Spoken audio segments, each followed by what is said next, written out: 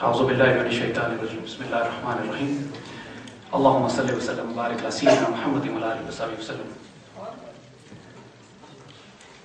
میرے بزرگوں، دوستوں، بچوں، السلام علیکم ورحمۃ اللہ وبرکاتہ۔ علامہ اقبال کے بارے میں ان کے ایک بزرگ نے ایک بیان کیا تھا۔ Iqbal is a man of his age. Iqbal is a man ahead of his age. And Iqbal is a man at war with his age.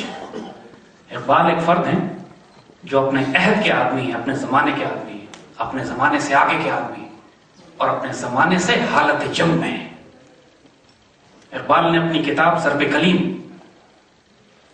اس کا مقصد یہ بتایا کہ یہ کتاب عصر حاضر کے خلاف اعلان جنگ ہے۔ ہماری اس محفل میں بزرگ بھی موجود ہیں، لیکن ان سے معذرت کے ساتھ آج ہماری خطاب کا رخ اپنے نوجوان بچوں اور اپنی نوجوان نسل کی طرف ہے۔ 1930 کے الہ آباد کے ایڈریس میں، اور یہ تاریخ کچھ دہرائی جا رہی ہے، 1930 میں الہ آباد کا جب ایڈریس جس میں پاکستان بنانے کی بات کی گئی، 20ویں صدی کے آغاز میں سب سے تاریخ ساز خطبہ جو اقبال نے دیا، جس میں فیصلہ کر دیا گیا کہ یہ ریاست جس میں آج آپ بیٹھے ہوئے عزت اور آبرو سے ہیں، اس کو قیام کیا جائے گا، اس کا خواب، اس کا ویژن، اس کا مشاہدہ اقبال نے بیان کیا۔ آپ یقین کریں گے اس جلسے میں صرف 200 لوگ آئے تھے، اور وہ بھی اکثریت وہ تھی جو یہ سمجھ کر آئے تھے کہ شاید اقبال اپنی کوئی شاعری سنائیں گے، ہم شعر سننے آئے ہیں، اور صرف مٹھی بھر نوجوان آپ جیسے طلبا وہاں بیٹھے ہوئے تھے، اور اقبال کا پورا خطاب نوجوانوں کی طرف تھا۔ اور جب وہ خطاب ختم ہوا تو اقبال سے لوگوں نے کہا کہ یہ جو اتنے سارے سیاستدان، اتنے سارے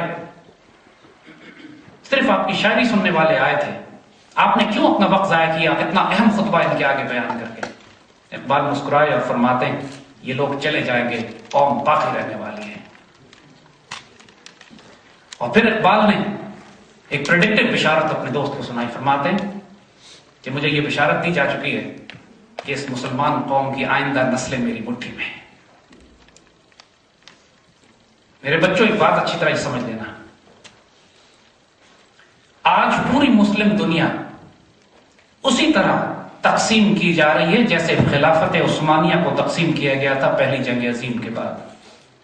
ہمارے بزرگوں نے خلافت موومنٹ چلائی تھی، اقبال آنسوؤں سے روئے تھے، پوری قوم کو رلایا تھا۔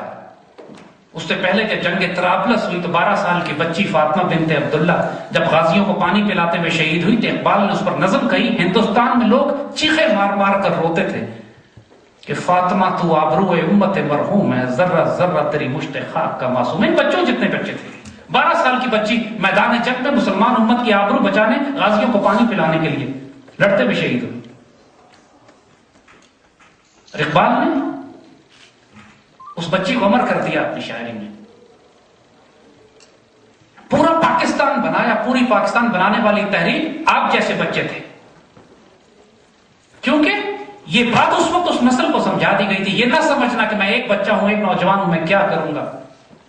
اقبال نے کہا پیوستہ رہ شجر سے، امید بہار رکھ، اپنی ملت سے قائم رکھو، ہر فرد ہے ملت کے مقدر کا ستارہ۔ تم میں ایک ایک فرد اپنی قوم کے لیے خوش نصیبی کا باعث بنے گا۔ آج امت مسلمہ کو پھر تقسیم کیا جا رہا ہے، اور اب یہ وقت ہے کہ اپنی غیرت، اپنی عزت اور اپنی آبرو کو بچانے کے لیے اسی طرح تم اقبال کو زندہ کرو جیسے ہمارے بڑوں نے اپنی آبرو اور عزت اور حرمت اور دین کی حفاظت کے لیے اقبال کو زندہ کر کے یہ مملکت خداداد حاصل کی تھی۔ ایک بات سمجھ لو بہت اچھی طرح، بار بار تمہیں یہ باتیں بتانے کے لیے شاید کوئی نہ آئے، وہ قوم رسوا اور ذلیل کر دی جائے گی جو اقبال جیسے تحفے کو رسوا اور ذلیل کرے۔ جو قوم اقبال کو نہیں پڑھے گی اس کا جغرافیہ، اس کا دین، اس کا تمدن تبدیل کر دیا جائے گا۔ یہ اقبال کا وہ مقام آج کے دور میں اب وقت آ گیا ہے، 21ویں صدی کے آغاز میں کہ ایک نئی نسل تیار کی جائے جس کی بنیاد اقبال پر ہو، جو نرم دم گفتگو بھی ہو، جو غیرت مند ہو، دلیر ہو، شجاع، جو موت قبول کرے لیکن اس رزق کو قبول نہ کرے جو حرام رزق ہو، جو مغرب کی بیوی بھیک ہو، وہ اپنے دستے بازوں سے کمائے۔ اقبال کا شاہین کبھی مردار نہیں کھاتا، کسی کا دیا ہوا نہیں کھاتا، اپنے ہاتھ کا شکار کھاتا ہے۔ اس کی غیرت، اس کی شجاعت، اس کی دلیری، اس کی بلندی، اس کی وسعت نگاہ، یہ مرد مومن کا شعار ہے۔ اور یہ ہماری نوجوان نسل کے لیے یاد رکھو، ہم پھر بار بار کہہ رہے ہیں، دیگر دنائے راز آیت کے نائے، دوبارہ تمہیں یہ راز بتانے والے آئیں گے نہیں آئیں گے؟ یہ فقیر باز آیت کے نائے، یہ فقیر دوبارہ اپنے راز لے کر آئے گا یا نہیں آئے گا، اللہ بہتر جانتا ہے۔ لیکن وقت تھوڑا ہے اس امت کے پاس، اس پاکستان کے پاس بھی بڑا سخت آزمائش میں ڈالے جانے والے ہو۔ یہ قوم ڈالی جا چکی ہے۔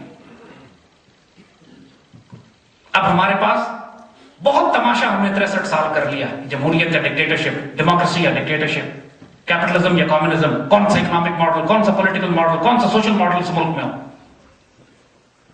کیوں اقبال سے مشورہ نہیں کرتے؟ کیوں اقبال سے نہیں پوچھتے، جس نے اس جمہوریت کے بارے میں کہا تھا کہ یہ جمہوریت کا، مغربی جمہوریت کا نظام جس کا چہرہ روشن ہے اور اندرون چنگیز سے تاریخ تر ظلم استبداد کا دیو پاؤں مارتا چلا آتا ہے، جسے تم آزادی کی نیلم پری سمجھتے ہو، جس میں انسانوں کو گنا کرتے ہیں، تولا نہیں کرتے۔ بہت وقت ضائع کر دیا اس بات میں کہ پاکستان میں سیاسی اور معاشی نظام کیا ہوگا۔ جس مغربی تہذیب سے کچھ ہم نے مستعار مانگا ہے، بھیک مانگی، اس کا اکنامک سسٹم، اس کا پولیٹیکل سسٹم، اس کا جوڈیشل سسٹم، اس کے بارے میں اقبال نے کیا فرمایا؟ پوچھ لو اقبال سے۔ فرماتے ہیں یہ تہذیب اپنے خنجر سے آپ خودکشی کرے گی کہ جو شاخ نازک پہ آشیاں بنے گا ناپائیدار ہوگا۔ اور آج دیکھ لو مغرب کا کیا حال، پورا economic judicial political system collapse کر چکا ہے، کمیونزم پہلے کولیپس کر چکا تھا، کوئی چوائس نہیں ہے تمہارے پاس سوائے اس کے کہ دوبارہ اللہ اس کے رسول کی طرف واپس لوٹو۔ بند کرو یہ مذاق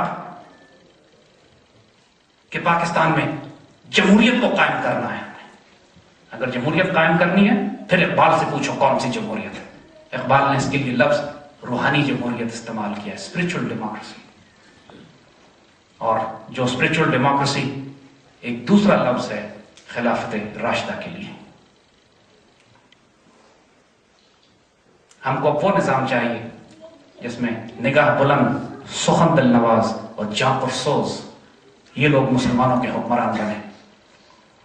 اگر سیاسی جماعتیں پاکستان کی آج الیکشن کمیشن، پاکستان کی سپریم کورٹ، پاکستان کی عدلیہ اگر اس آئین کو اپنی تمام تر اسلامی، روحانی، نظریاتی اساس کے ساتھ نافذ نہیں کر سکتے، پھر اس آئین کی ہمیں کوئی ضرورت نہیں ہے۔ اس آئین سے ہمیں کوئی خیر نہیں ہے۔ اس آئین میں، اس میں ساری خیر صرف وہ ہے جو اس میں اللہ کا دین نافذ کرنے کی قرارداد مقاصد اس میں لکھا ہوا ہے۔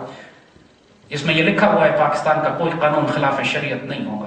اس آئین میں یہ لکھا ہوا ہے کہ ناپاک اور پلید، کرپٹ، پاکستان کی نظریاتی اور روحانی اساس پر ایمان نہ لانے والے اور وہ لوگ کہ جو اللہ کے دین پر خود عمل نہ کرنے والے ہوں، پاکستان کی پارلیمنٹ میں داخل ہی نہیں ہو سکتے۔ آج یہ سارے کیسے پہنچے ہوئے اندر؟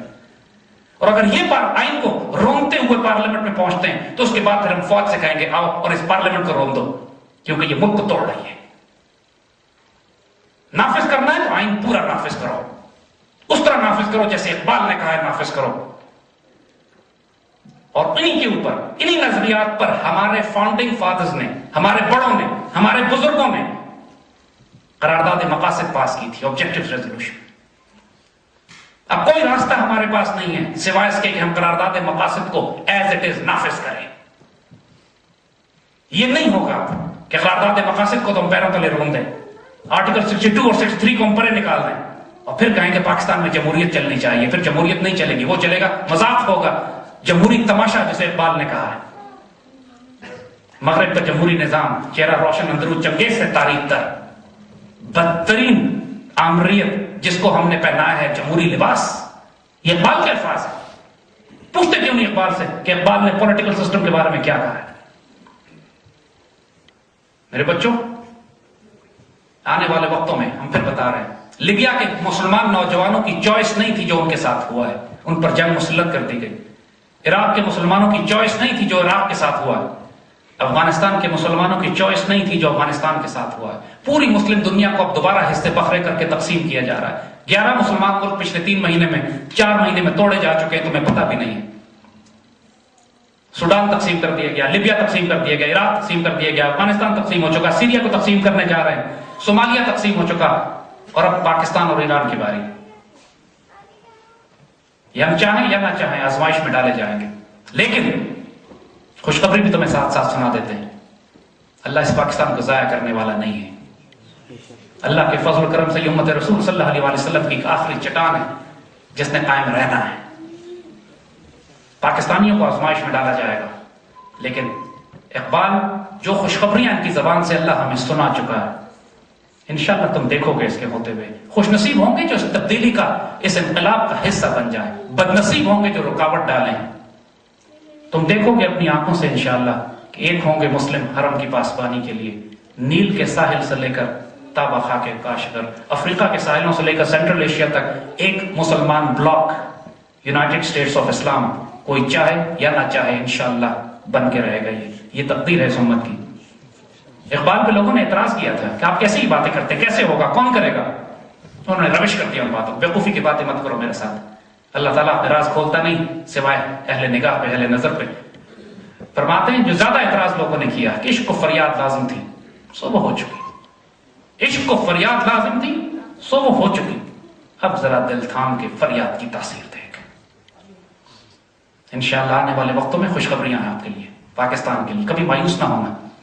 یاد رکھو اس پاکستان پر اپنا جان، اپنی مال، اپنی عزت اور اپنی آبرو قربان کرنی پڑے، سوال نہ کرنا سستا سودا ہے. ساری عمر نمازیں پڑھتے رہو، سجدے میں گرے رہو. اس پاکستان سے خیانت کی، 1 روپے کی خیانت بھی اس پاکستان سے کس کو نقصان پہنچایا، اعمال ضائع کر دی جائیں گی، معافی نہیں ملے گی. یہ پاکستان صرف سایہ خدائے ذوالجلال میں نہیں ہے، اس پر سایہ ہے نبی اللہ کے رسول صلی اللہ علیہ وسلم کا فیض اور کرم بھی اس پاکستان پر ہے. یہ ایک ایسی امانت ہے جو تمہیں دی گئی ہے جس کے بارے میں تم سے سوال کیا جائے گا. ہمارے حکمرانوں سے بھی سوال کیا جائے گا. ان سے سوال حکمرانوں میں اب توبہ کی توفیق نہیں ہے، واپس لے لی گئی ہے. اب ان کو صرف سزا لگے گی. قوم میں توبہ کی گنجائش ہے. اس محفل سے اٹھو تو توبہ کر کے نکلنا کہ آج کے بعد اس پاکستان سے خیانت نہیں کروں گا، اس پاکستان کے خلاف کوئی لفظ نہیں بولوں گا، نہ کوئی لفظ سنوں گا. اپنی جان، مال، عزت اور آبرو سے زیادہ تمہارے ماں باپ کو کوئی گالی دے تم برداشت نہیں کرو گے. یہ کیسے برداشت کرتے ہو؟ کوئی پاکستان کو گالی دے، اقبال کو گالی دے، قائد اعظم کو گالی دے اور تم برداشت کر جاؤ. یہ ہماری آبرو کے خلاف ہے. اللہ تمہارا حامی و ناصر ہو. ان بزرگوں نے جنہوں نے آج محفلوں کا انتظام کیا ہے تمہارے لیے، ان کے لیے بھی دعائیں خیر کرو کہ اللہ انہیں توفیق دے کہ تمہارے سروں پر قائم رہ کر تم کو پاکستان اور نظریہ پاکستان کی طرف لے کر چلیں. لیکن امت رسول کی تلوار اب تم لوگ ہو. امانت آپ بچوں کو دی جائے گی، اس سے خیانت نہ کرنا. اللہ تمہارا حامی و ناصر ہو. پاکستان زندہ باد.